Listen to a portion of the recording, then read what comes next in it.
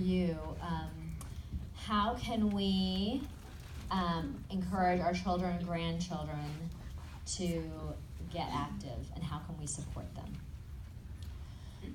So I think regarding anti-Semitism, I think really it's just the overarching issue of that people are very uninformed, and people don't read the news. People don't watch the news, though it may be biased. It still has some strands of information in there. People don't care about learning anything, and when people feel uninformed, they then don't vote. And voting is really the best way, I think, in this country to be able to stand up, is because everybody has the right to do it, but we don't. My age group has never really voted.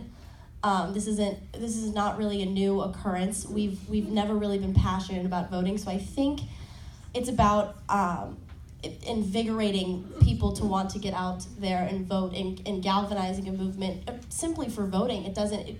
Similar to what she said, it doesn't have to be a million-man march on the Capitol. It really just has to be on November 6th, going in and turning in a ballot. And I think another thing is, I think older generations tend to think, well, what do they know? They're teenagers. But specifically regarding gun violence and gun control, teenagers are the ones experiencing a lot of it. In school. I mean, when I went and spoke at the March for Our Lives, I said the school board didn't want us to walk out. They said they would suspend us if we took a stand to walk out, but they aren't the ones being hunted.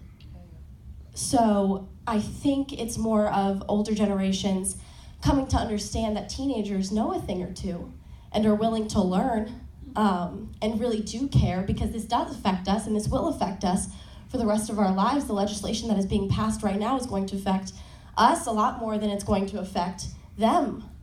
So I think it's a combination of listening to us and validating how we feel, and also teaching your children and grandchildren the importance of voting. And the most simplest form of patriotism is voting.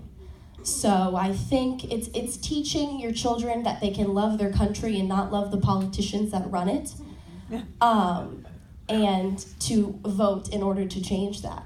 So I think that's really the main thing that we need to focus on, and that I will teach my children. So yeah.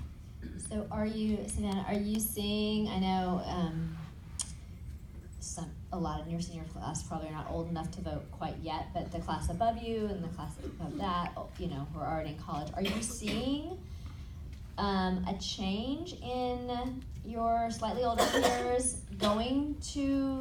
talking about voting, or are we still not there yet? See, I don't feel like I can maybe personally give an accurate representation of that, because I am surrounded by people that are politically involved, because that's the kind of person that I am. Therefore, those are the kinds of people that I tend to hang around with. So from what I've seen, yes, my people my age are absolutely politically active, but I am also very biased, because those are the people that I spend time around. There was a girl in my class, in my English class, who said she congratulated her friend on being 18. It was her birthday, and she said, happy birthday, congratulations, you can vote now. And the girl said, what? That's the last thing I want to think about when I turn 18. It's voting? Who thinks about that? So, and that was shocking to me, because all of my friends, when they turned 18, immediately registered to vote. I've been registered to vote since I was 16. I was more excited to register to vote than I was to get my license. But I'm an anomaly. And I tend to hang around people that are anomalies. So I don't feel like I can give an accurate representation on that.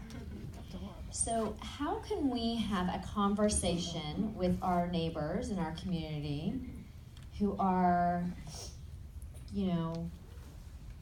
pro-life, really anti-abortion? Because we're all like, it's not that we don't like life, just anti-abortion, want to be packing their guns on their hips wherever they go, don't believe the Holocaust happened. How do we have those kind of conversations with people who do not believe as we do? Who would like to go first? battery seems very. Yeah.